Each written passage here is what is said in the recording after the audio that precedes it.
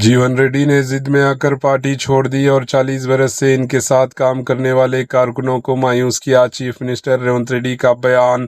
تلنگانہ کے وزیر اعلیٰ ریونت ریڈی نے جگتیال اسمبلی حلقے سے تعلق رکھنے والے کانگریس پارٹی کے اہم قائدین کے ساتھ ایک اجلاس منعقد کیا۔ یہ اجلاس جگتیال کے سابقہ رکن اسمبلی ٹی جیون ریڈی کے BRS میں شامل ہونے کے اعلان کے بعد منعقد کی گئی، جس میں رکن اسمبلی ڈاکٹر سنجے کمار اور کانگریس کے اہم قائدین نے شرکت کی۔ اس موقع پر چیف منسٹر ریونت ریڈی نے موجودہ سیاسی صورتحال پر کھل کر تبادلہ خیال کیا، اجلاس سے خطاب کرتے ہوئے ریونت ریڈی نے وضاحت کی کہ انہوں نے کبھی بھی جیون ریڈی کو کمتر نہیں سمجھا اور نہ ہی کبھی ان کی عزت میں کمی آنے والی بات کہی۔ 2023 کے اسمبلی الیکشن میں ان کی کامیابی کے لیے پارٹی نے بھرپور محنت کی۔